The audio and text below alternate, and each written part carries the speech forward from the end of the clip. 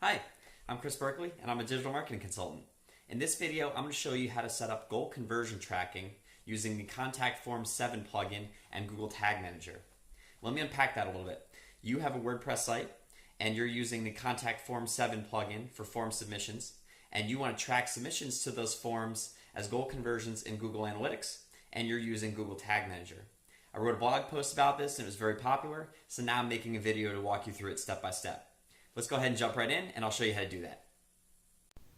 Before I jump into exactly how to set up conversion tracking using Contact Form 7 and Google Tag Manager, let me explain real briefly what we're going to do.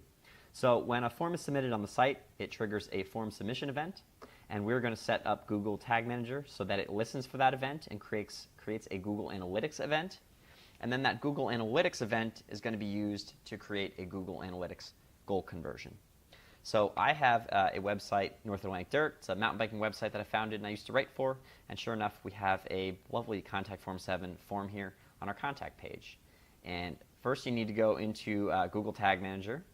And the first thing you're going to do is go down to Variables.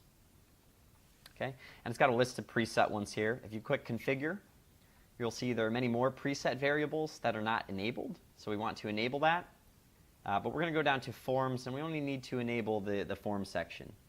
You don't actually need to enable all of them, but we will just in case. Click on those guys. All right, and then X out of that. Now you see those are all enabled. Then we're going to go create a tag. So you can go to Tags, click New. Give it a name. I'm going to make mine nice and simple. No need to mince words. Call it Contact Form 7 Tag. Then click on Tag Configuration. Pick Universal Analytics. And then track type is going to be not page view, it's going to be event. Then you'll have to enter event tracking parameters.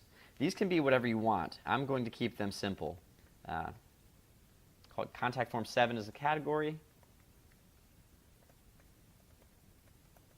Successful form submission is going to be the action.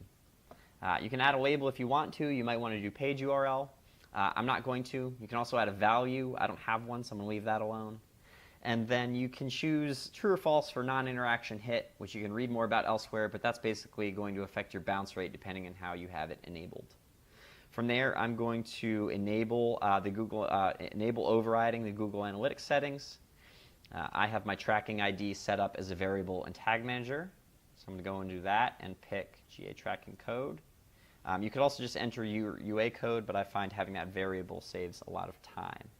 From there, I'm going to ignore more settings and advanced settings, and then go down to triggering. Click on that. If you had a trigger enabled, you could use one of the preset ones, but you probably don't, so we're going to create a new one. We're going to call that Contact Form 7 Trigger. And then click Trigger Configuration to set it up. Go down to Form Submission. And then wait for tags and check validation. You can read more about this elsewhere as well. I'm going to ignore it for now. And then we're going to pick this trigger fires on some forms. And then here, this is why we went in and set up the extra variables before, because we only want this to fire on Contact Form 7 forms and not any form. So here we're going to go to Form Classes, pick that. We're going to do matches regex. Now you have to get the form class, which is pretty easy to do. So you go back over to your page, find the form, inspect element, and then go up here. This is the start of the Contact Form 7 form, and you can see the class is WPCF7. To make sure we don't spell that wrong, we can just edit the HTML and copy that out. Go back into Tag Manager, enter that into the field here. And then that'll ensure that it only fires on a submission from a Contact Form 7 form. All right, so now we're going to click Save. Save that. Make sure you save the tag as well. And then you're basically going to need to publish the GTM container. Publish it. Let's get that. And then the version is published. Once you are in Google Analytics, you can go over to the admin section, click on that. and then go into whatever view you want to set up the goal in. Click on Goals. Go into that. I've already set this up already. If you didn't have a goal in there, you would click Add New Goal. We'll take a look at this so we can see how to do it. Go into Goal Setup. The type is going to be Custom. Then under Goal Description, you can name it Contact Form 7 Submission to be perfectly clear about what it is, and then make sure you set the type as Event. And then go down to the last section, which is Goal Details. This is very important. So this is where we're going to use the event, the Google Analytics events to set up the conversion.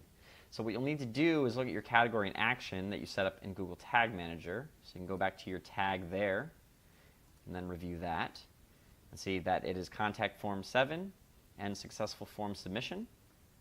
Go back into Google Analytics and set those up. Make sure you don't make any typos, because if you do, the event will not carry over into the conversion. And then if you had set a goal value when you set up Google Tag Manager, you can choose to use that or not. And then you're going to click Save. All right, and then you have your goal conversion set up in your view. Now, the last thing you want to do is you want to make sure that it actually works. The best way to do that is to go over to Real Time and do Conversions. Now, in my case, I have some filters set up that exclude my IP address. So I'm going to hop on here on my phone that's on Data, and I am going to make a form submission that way, because data is not excluded under my IP address. So then I'll just fill this out on my phone.